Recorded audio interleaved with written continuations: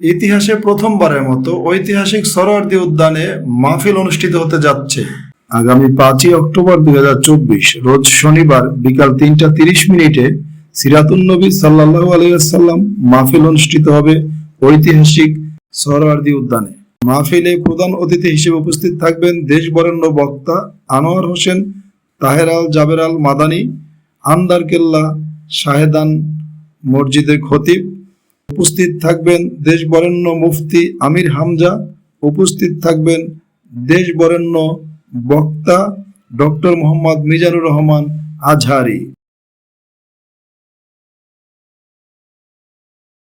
দর্শক, আপনারা জানেন গত 2 অক্টোবর অত্যন্ত গোপনীয়তার সাথে ডক্টর মিজানুর রহমান আজহারি প্রায় 4 বছর প্রবাসে থাকার পরে দেশে ফিরেছেন, কারণ তার ভক্তবিন্দু যেন রাস্তায় জড়ো না হন, যাতে করে জনমনে বিঘ্ন না ঘটে।